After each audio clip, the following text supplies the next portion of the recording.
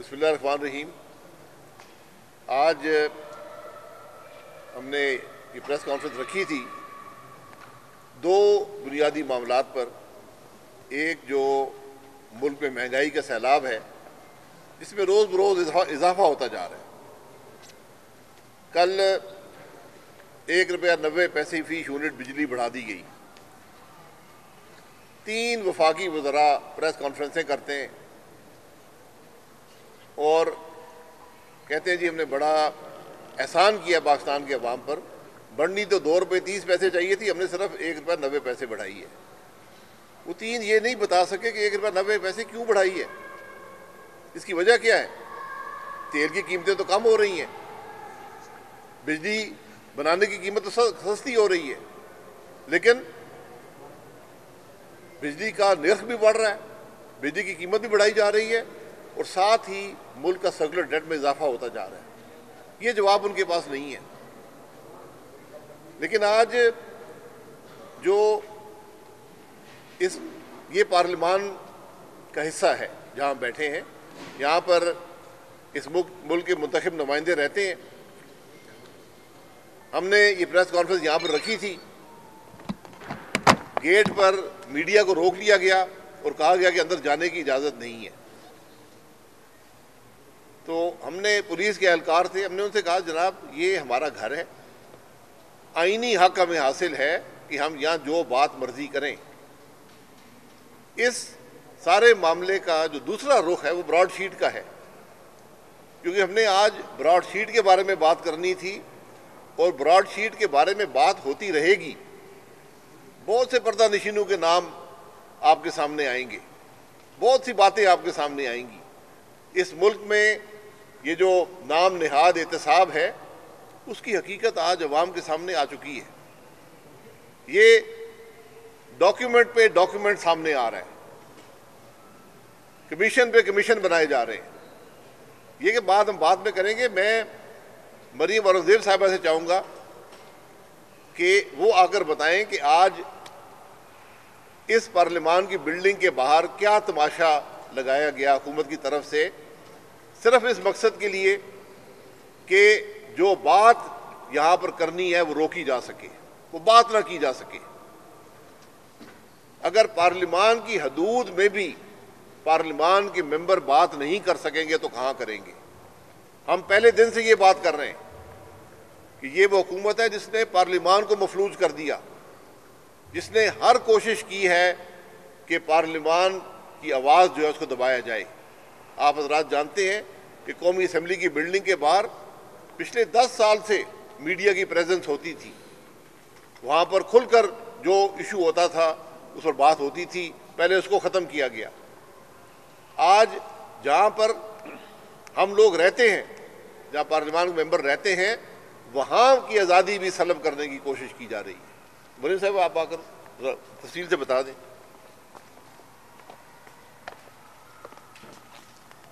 जी बिस्मिल्लाहिर्रहमानिर्रहीम। सबसे पहले तो मैं मीडिया के जितने यहाँ कैमरामैन हैं और जो रिपोर्टर्स हैं उनसे भी माजरत करनी चाहूँगी, लेकिन आज जो यहाँ हुआ ये पाकिस्तान की पार्लियामानी तारीख़ में पहली दफ़ा ये हुआ कि मीडिया को पार्लियामेंट लॉजेस के अंदर ना आने की इजाज़त दी गई और उसको नहीं आने दिया। और ये पहले आज तक, क्योंकि ये पार्लियामेंट लॉजेस जो हैं ये गवर्नमेंट की प्रॉपर्टी नहीं है, ये पार्लियामेंटेरियंस के यहाँ घर हैं और मैं ख़ुद यहाँ रहती हूँ। और आज यहाँ प्रेस कॉन्फ्रेंस थी, तमाम मीडिया को गेट पर रोका गया, उनसे झूठ बोला गया कि अंदर जाने की इजाज़त नहीं है, इसीलिए सेटअप बाहर लगाया गया। और जब मैं नीचे गई और मैंने इनसे पूछा कि क्यों इजाज़त नहीं है और किसने मना किया है, तो उस वक़्त उन्होंने कहा कि डिप्टी स्पीकर साहब ने, जब मैंने शहजाद अकबर साहब के ख़िलाफ़ प्रेस टॉक पार्लियामेंट लॉजेस में की थी, उस वक़्त ये हुक्मनामा ज़बानी आया था, तहरीरी नहीं, ज़बानी आया था कि पार्लियामेंट लॉजेस में आइंदा अपोजिशन प्रेस टॉक नहीं करेगी। तो ये मफलूज हुकूमत, जो नालायक, नाअहल और करप्ट टोला इस वक्त मुसल्लत है, वो चाहती है कि फ्रीडम ऑफ एक्सप्रेशन का हर प्लेटफॉर्म मफलूज किया जाए। पार्लियामेंट के अंदर नहीं बोलने देते, पार्लियामेंट लॉजेस में आने से इन्होंने मीडिया को मना किया। और क्यों? जैसे कि अभी शायद खाकान अब्बासी साहब ने कहा कि इनको मालूम था कि आज ब्रॉडशीट के ऊपर बात होनी थी, जहां शहजाद अकबर साहब, इमरान साहब और पूरी हुकूमत कौमी ख़जाने से कमीशन खाते पकड़े गए हैं, जिसकी वजह से और इनकी आटा चीनी चोरी, बिजली गैस चोरी, दवाई चोरी की वजह, जो ये नहीं चाहते कि पाकिस्तान की आवाम तक पहुँचे, तो ये आज पार्लियामेंट को और पार्लियामेंट लॉजेस को मीडिया के लिए ताला लगाना चाहते थे। मैं खुद वहाँ गई, मैंने गाड़ियों को अंदर करवाया और जब मैंने इनसे कहा कि मुझे कोई तहरीरी ऑर्डर या किसी किस्म का कोई कागज़ दिखाएं, तो इन्होंने कहा कि कागज़ नहीं है, सिर्फ ज़बानी हुक्म आया है कि बंद कर दें और मीडिया को अंदर आने की इजाज़त ना दी जाए। और ये सिर्फ इसलिए कि ये चाहते हैं कि आवाम तक जो ब्रॉडशीट के असल हकायक हैं, जो आज ऑपोजिशन ने, पाकिस्तान मुस्लिम लीग नून ने आपको बताने हैं, और जो इनकी चोरी है, 2.5 साल की करप्शन है, और ब्रॉडशीट के अंदर जो हकायक हैं, जो आवाम के सामने आने चाहिए, वो आवाम से छुपाने के लिए इन्होंने आज मीडिया को रोका, ऑपोजिशन की प्रेस कॉन्फ्रेंस को रोका। लेकिन ये इस किस्म के होछे हथकंडे जो हैं इससे बाज आएँ, क्योंकि आज की प्रेस टॉक भी यहाँ हुई है और इंशाल्लाह आने वाली प्रेस टॉक्स भी जहाँ ऑपोजिशन चाहेगी, जहाँ हम चाहेंगे वहाँ होगी। ना ये किसी के बाप की प्रॉपर्टी है, ना ये किसी के बाप की जगह है, ये पार्लियामेंटेरियंस की जगह है, ये पार्लियामेंट की जगह है, और हम जहाँ चाहेंगे वहाँ बात करेंगे।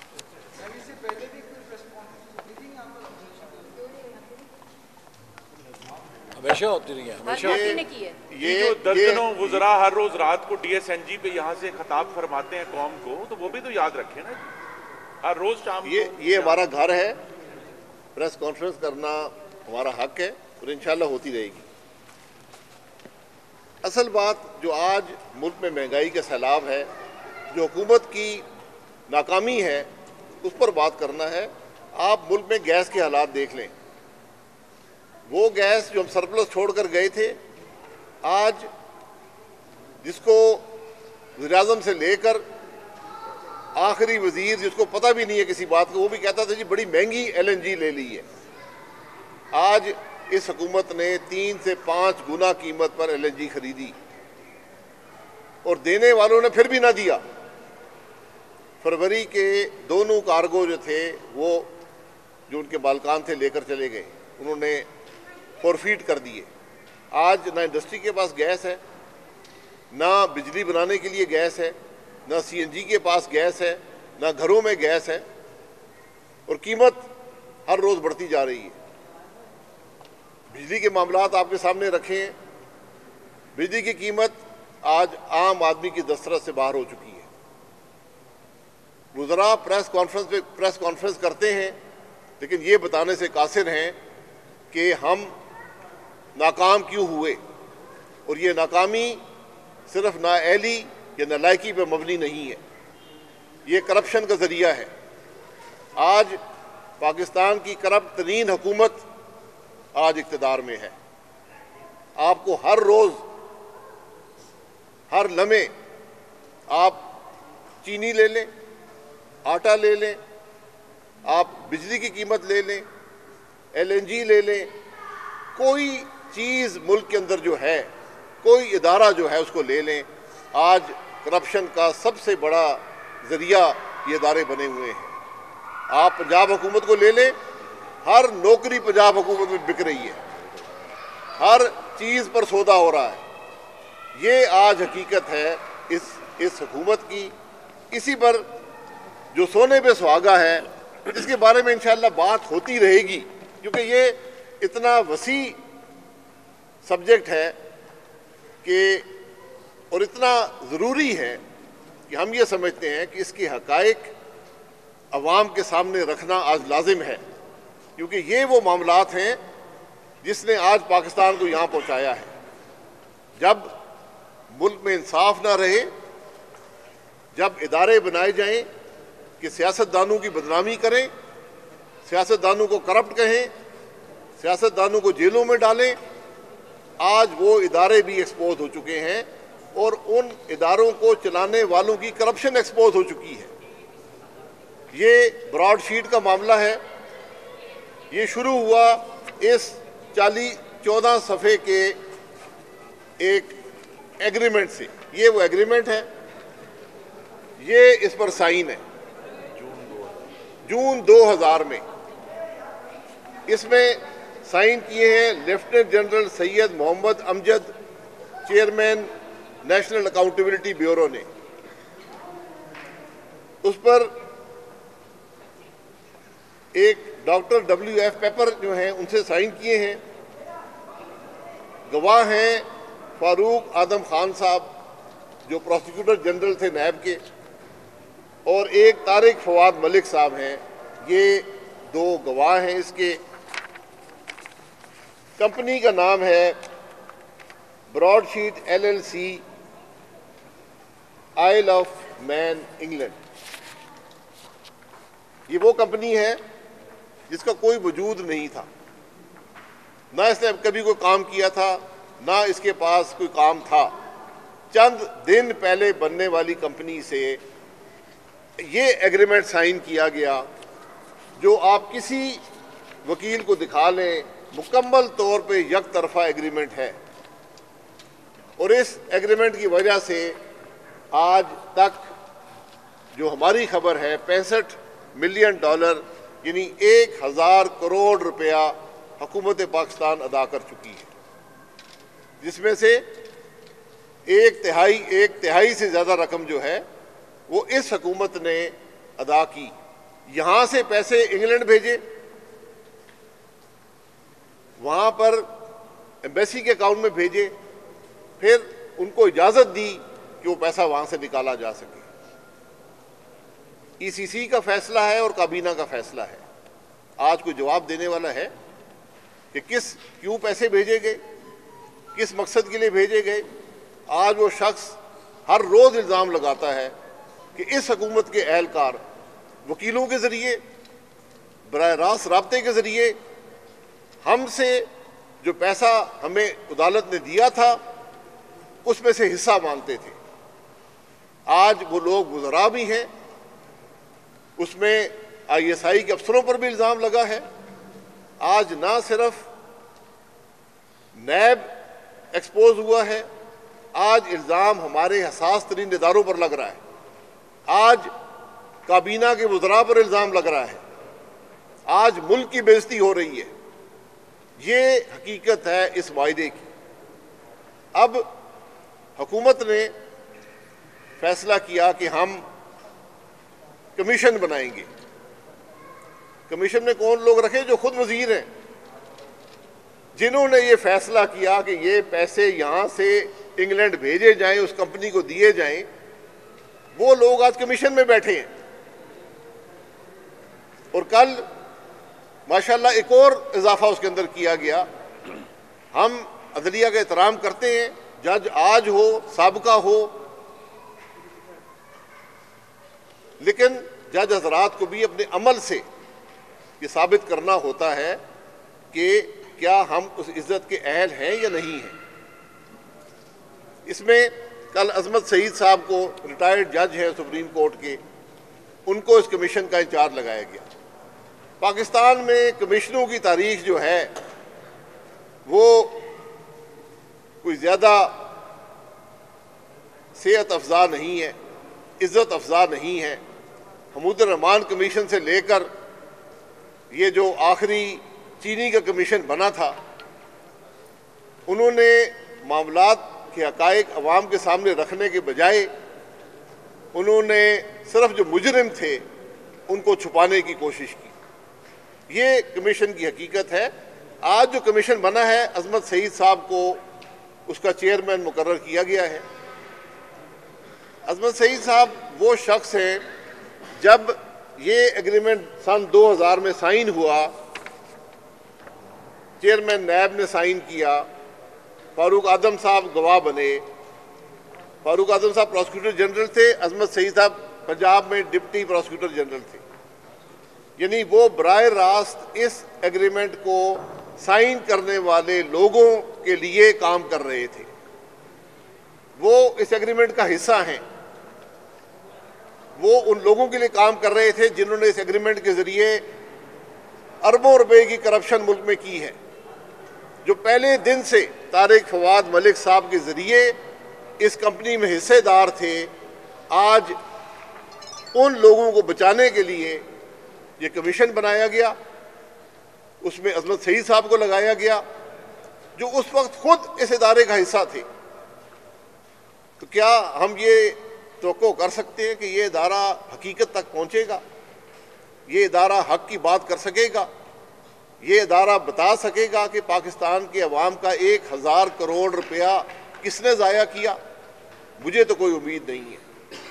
तो मैं अजमत सईद साहब से गुजारिश करूंगा, आप सुप्रीम कोर्ट के जज रहे हैं, आपका माशरे में एक मुकाम है, आपकी एक इज्जत पाकिस्तान के अवाम के दिल में होनी चाहिए। आप पर लाजिम है कि इस कमीशन के सरबराह ना बने। इस कमीशन का सरबराह एक ऐसा गैर मुतनाज़ा आदमी हो जो इस मामले के हकाइक पाकिस्तान के अवाम तक पहुंचा सके, क्योंकि ये बात सिर्फ 1000 रुपये के करप्शन की नहीं है, 1000 करोड़ रुपए के करप्शन की नहीं है। ये बात इस मुल्क में एक सिस्टमेटिक तरीके से सियासत को तबाह करने की दास्तान है, सियासतदानों को बदनाम करने की दास्तान है, सियासी निज़ाम को हद तक का निशाना बनाने की दास्तान है। इसमें बहुत से लोगों के नाम आएंगे। आज अगर ये एग्रीमेंट किसी सियासतदान ने किया होता, आज अखबारें भरी होती कि जनाब 1000 करोड़ रुपया फलाना सियासतदान खा गया है, नैब ने उसमें मुकदमा बना दिया है, उसको हमने गिरफ्तार कर लिया है, उसको हम 90 दिन नैब की कस्टडी में रखेंगे, फिर जेल भेजेंगे, साल साल वो जेल में रहेगा। आज इन लोगों से पूछने वाला कोई शख्स नहीं है। इन लोगों से कौन पूछेगा जो ये हजरात जो नैब के चेयरमैन बने हुए थे, जो अपने रिश्तेदारों के जरिए कॉन्ट्रैक्ट कर रहे थे, उन कंपनियों से कर रहे थे जिनका कोई वजूद नहीं है। क्या आज यही पाकिस्तान का मुस्तकबिल है कि लोग पूरी दुनिया आज वो इदारा जो नाम निहाद तौर पर मुल्क में करप्शन रोकने के लिए आया था, आज खुद करप्ट साबित हुआ? क्या करप्ट लोग करप्शन को रोकेंगे? करप्शन करने वाले खुद इदारों में बैठे हुए हैं। आज ये सवाल पूछे जाएंगे, अगर आज नहीं पूछे जाएंगे तो कल पूछे जाएंगे। हमने ये तहैया किया है कि इस मामले को लेकर पाकिस्तान के अवाम के सामने ये हकीकत रखेंगे कि किस तरह सन 2000 में जनरल मुशर्रफ की हुकूमत से ये सिलसिला शुरू हुआ कि मुल्क के सियासतदानों को बदनाम किया जाए, सियासी निज़ाम को तबाह किया जाए, सियासतदानों को अवाम की नज़र में गिराया जाए। ये सिलसिला आज भी जारी है, आज 20 साल बाद भी ये सिलसिला जारी है। हमने ये हकायक पाकिस्तान के अवाम के सामने रखने हैं ताकि वो फैसला खुद कर लें कि क्या करप्ट सियासतदान थे, कि क्या करप्ट वो लोग थे जो इस मुल्क की खिदमत करते रहे, या वो लोग थे जो इस किस्म के कॉन्ट्रैक्ट करके अरबों रुपए बनाते रहे। तो आज अजमत सईद साहब का इम्तिहान है, आज उस शख्स का इम्तिहान है जो पाकिस्तान के अदालत आलिया की कुर्सी पर बैठा रहा। हमें जावेद इकबाल वाला अजमत सईद नहीं चाहिए, हमें वो जज चाहिए जो उन कुर्सियों पर बैठने के अहल हों, जिनका किरदार, मैं बहुत सी बातें कर सकता हूं अजमत सईद साहब के बारे में, लेकिन वो उनके फैसले थे उस कुर्सी पर बैठकर। आज वो शौकत खानम ट्रस्ट के बोर्ड पर हैं, कोई बात नहीं है, यहाँ तो सिलसिला ही जाती दोस्तों को कुर्सियों पर लगाने का है, यहाँ तो भरा हुआ है, पूरी हुकूमत भरी हुई है। लेकिन कुछ फैसले भी जो उन कुर्सियों पर बैठ कर किए वो भी शहादत देते हैं। तो आज इम्तिहान अजमत सईद साहब का है, अपने आप को इस कमीशन के चेयरमैन की कुर्सी पर बनाकर मुतनाज़ा ना करें, अपने आप को इस करप्शन को, जो ब्रॉडशीट जिसका नाम है, जिसने सिर्फ मुल्क के पैसे का नुकसान नहीं किया, जिसने पाकिस्तान की इज्जत का सौदा कर दिया है, आप उसका हिस्सा ना बने, वरना कल आपको वही हाल होगा जो आज जस्टिस रिटायर्ड जावेद इकबाल का है। आपकी वही इज्जत होगी जो आज जस्टिस इकबाल जावेद इकबाल की है। जो एहलकार बनता है करप्शन को छुपाने के लिए, हुकूमती मामलात को दबाने के लिए, हुकूमत की नाअहली और करप्शन को अवाम की नज़र से दूर रखने के लिए जो इस्तेमाल होता है, पॉलिटिकल इंजीनियरिंग के लिए, जो सियासतदानों को बदनाम करने के लिए इस्तेमाल होता है, उसको पाकिस्तान के अवाम कभी माफ़ नहीं करते। ये आज अजमत सईद साहब का इम्तिहान है, ये हम सब का इम्तिहान है। ये ऐसा मामला सामने आया है जिसको कोई, और आज ज़रूरत इस बात की है कि नैब हक़ाइक़ सामने रखे। ये तो 14 कागज़ हैं, आपको 14 लाख कागज़ मिलेंगे नैब के रिकॉर्ड से, इसके बारे में वहाँ से हक़ाइक़ का पता चलेगा। तो आज इम्तिहान नैब का भी है कि नैब पब्लिक करें डॉक्यूमेंट्स को। इस कमीशन की जो मीटिंग्स हैं उनको अवाम के सामने रखा जाए। ये कमीशन ऑफ इंक्वायरी का कानून हमने बनाया था, उसके अंदर प्रोविजन मौजूद है कि ये कमीशन की तमाम प्रोसीडिंग्स अवाम के सामने हो सकती हैं। तो हमारी डिमांड है कि गैर मुतनाज़ा आदमी पार्लिमान की इजाज़त के साथ इस कमीशन का चेयरमैन लगाया जाए और इसकी प्रोसीडिंग्स को पब्लिक किया जाए। बहरहाल हम अपनी जिम्मेवारी पूरी करते हुए ब्रॉडशीट के बारे में जो हक़ाइक़ हमारे पास हैं, इंशाअल्लाह मुस्तक़बिल की प्रेस कॉन्फ्रेंसेस में आपके सामने रखते रहेंगे। कमीशन अपना काम करता है नहीं करता, वो वक्त बताएगा। शायद साहब ये बताइएगा कि जैसे अभी आपने अहमद शेख सईद साहब के बारे में बताया और जावेद इकबाल साहब के बारे में बताया कि वो मुतनाज़ा है इसलिए ना बने, तो दूसरी तरफ हुकूमत आपसे मुज़ाकरात कर रही है। आज भी हुकूमती टीम आपके पास आई, आपके चैम्बर में आई और आपसे रिक्वेस्ट की गई कि पार्लियामेंट को स्मूथली चलाने में मदद करें। तो आप क्या समझते हैं कि इस तरह के इक़दाम से जो आज यहाँ पे हुआ है सीन और ब्रॉडशीट में जो कुछ हो रहा है, इससे हुकूमत पार्लियामेंट को चला सकेगी स्मूथली? देखिए, पार्लियामान आज तक नहीं चला। पार्लियामान डायलॉग की जगह होती है, अवाम के मसाइल की बात होती है, ₹1.90 बिजली के इजाफे की बात होती है, गैस की बहरान की बात होती है, हुकूमत की करप्शन की बात होती है, हुकूमत की नाअहली की बात होती है। आज 2.5 साल से पार्लियामान मफलूज है। हुकूमती टीम आज आई थी, हमने उनको कहा कि इस पार्लियामान को जिस तरह माजी में चलाया गया, पार्लियामान उसी तरह चलना चाहिए, कानून के मुताबिक, असेंबली के रूल्स के मुताबिक, और जो पार्लियामान की रवायत है। पार्लियामान पूरी दुनिया में रवायत पे चलते हैं। जब ये नज़र आ जाए कि पाकिस्तान की अवाम की बात पार्लियामान में नहीं हो रही, जो 2.5 साल में नहीं हो सकी, तो फिर पार्लियामान मफलूज है और पार्लियामान नाकाम है। ये आज पाकिस्तान के पार्लियामान की हालत है।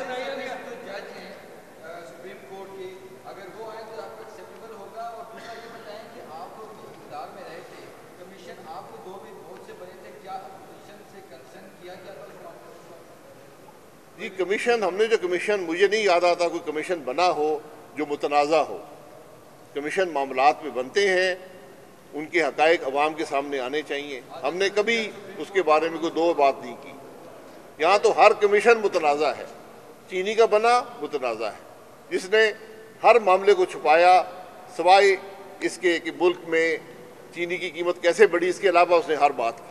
अबर साहब कल गुजरा ने प्रेस कॉन्फ्रेंस की है, कल इस्लामाबाद में गुजरा ने प्रेस कॉन्फ्रेंस एक कर ले, फिर आप उसके बाद पार्टी की हुकूमत आती है, फिर पाकिस्तान मुस्लिम लीग की हुकूमत आती है, अब तहरीक इंसाफ की हुकूमत है और तकरीबन 20 साल बाद मंजर आम पर ये हक़ाइक़ आ रहे हैं। तो जब आपको ये सारी चीज़ें पता थी, तो जब आपकी हुकूमत आई थी, तो कम से कम आपके दौरे हुकूमत में ये मामला सामने क्यों नहीं लाया गया, उसको क्यों नहीं बताया गया कि मुशर्रफ साहब ने इतना बड़ा ब्लंडर किया और इतनी बड़ी करप्शन की है, और जो सियासतदानों को करप्ट कहते हैं उनकी अपनी करप्शन की ये कहानी है, उस वक्त ये बात क्यों नहीं की? मेरे भाई, हमारी हुकूमत नैब नहीं चलाती थी।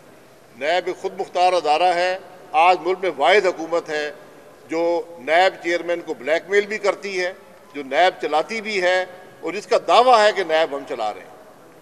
ये नैब की खराबियाँ जो हैं, ये एक आमिर के दौर की खराबियाँ हैं, इनको ख़त्म करने की ज़रूरत है। और ये शहादत है इस बात की कि नैब के इदारे को जितनी जल्दी ख़त्म करें, इस मुल्क के लिए बेहतर होगा। अबर साहब कल गुजरा ने प्रेस कॉन्फ्रेंस की है जी।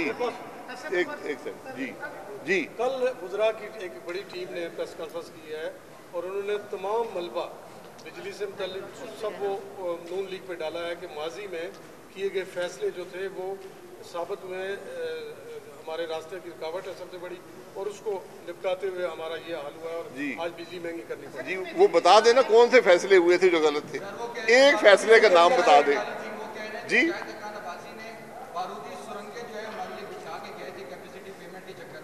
वो वजीर साहब के जो वालिद और दादा थे वो फौजी जर्नैल थे, तो उनको बारूदी सुरंगें हर जगह नजर आती है, काम करना बदकिस्मती से नहीं आता।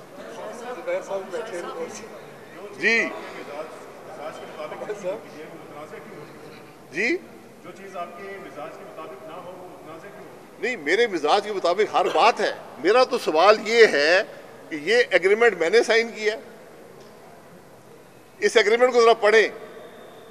ये तो आपकी शुक्र करें कि 1000 करोड़ में बात रुक गई है, ये बात तो 10,000 करोड़ तक जाएगी।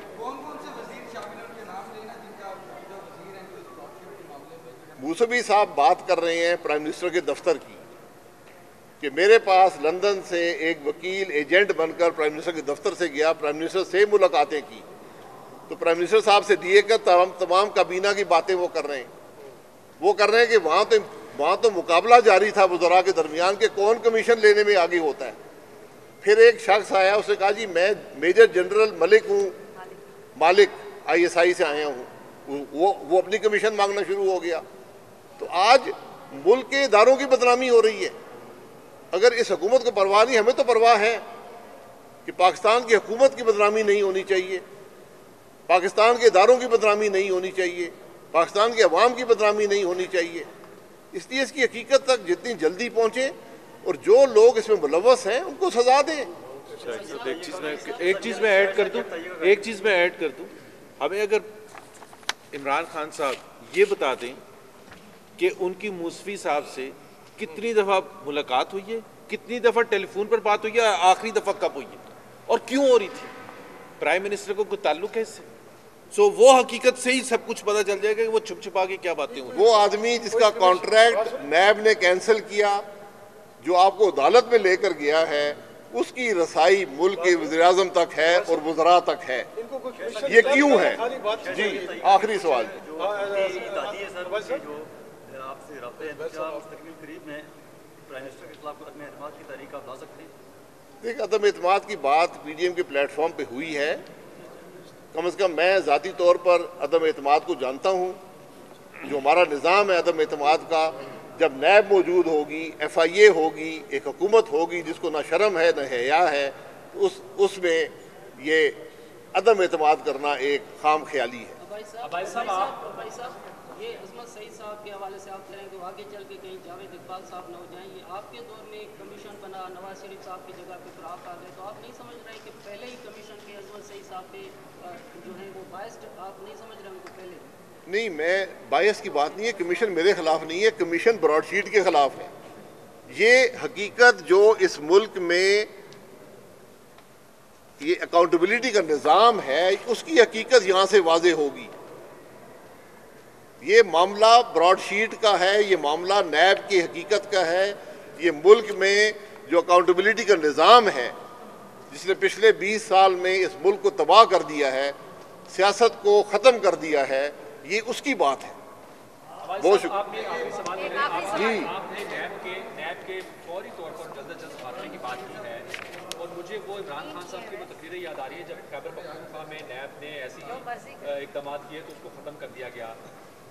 नैब को खात्मे के लिए अब आप भुगत चुके हैं, आप क्यों इमरान खान साहब और उनकी पार्टी को वॉकओवर दे रहे हैं कि उसको कोई हाथ ना लगाए, उनसे कोई पूछे ना, नैब के खात्मे क्यों निकाल? इसलिए कि मैं मुल्क नैब को मुतहम्मल नहीं हो सकता, ये मुल्क नैब को नहीं भुगत सकता। जो 20 साल इसने भुगता है, आपने मईशत तबाह कर दी, आप यहाँ जो सियासत का निज़ाम था उसको तबाह कर दिया, आपने लोगों को तोड़ा मरोड़ा, आपने हुकूमतें बनाई और तोड़ी। ये नैब की हकीकत है। ये पेट्रियट बनी थी, ये किसने बनाई थी? ये जो इस इलेक्शन के अंदर धांधली हुई है किसने की है? हर एक को नैब दिखाई जाती थी कि तुम्हें नैब अंदर कर देगी। ये मामले छोड़ दें, ये मामले मुल्क को नुकसान पहुंचाते हैं। अच्छा, एक आखिरी सवाल ले लीजिएगा शायद साहब, एक आखिरी जी देखिए, अभी आपने जब प्रेस कॉन्फ्रेंस स्टार्ट हो रही थी अपने हक की बात की कि यहाँ पर प्रेस कॉन्फ्रेंस करना आपका हक है। ये बताएं कि आपके जो लीडरान हैं, अपोजिशन लीडर हैं, ख्वाजा आसिफ हैं और लीगर जो है वो उनका भी हक है असेंबली के सेशन में शामिल होने का। उनके प्रोटेक्शन ऑर्डर्स जारी नहीं होते तो वहाँ पर आपका प्रोटेस्ट जो है वो सामने क्यों नहीं आता? उस हवाले से जरा बताएं।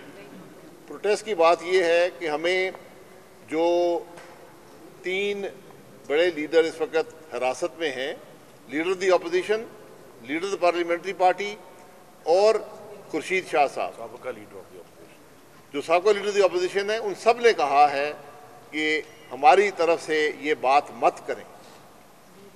मैं सिर्फ ये चाहता हूँ कि इस मुल्क के स्पीकर को अपोजिशन के बेंच नज़र नहीं आते जो खाली पड़े हैं। क्या एक खाली अपोजिशन लीडर की कुर्सी से जो लीडर द पार्लियामेंट्री पार्टी की कुर्सी खाली पड़ी, खुर्शीद शाह साहब की कुर्सी खाली, उसको नज़र नहीं आती? उसका इख्तियार है। ये जो शख्स गिरफ्तार होता है, जो असेंबली का मेंबर है, उसका हक, उसके अवाम जिसने उसको वोट दिया उनका हक है कि उनका नुमाइंदा असेंबली में बैठा हो। ये जिम्मेदारी कौमी असेंबली के स्पीकर भी है। हम उससे भीख नहीं मांगना चाहते।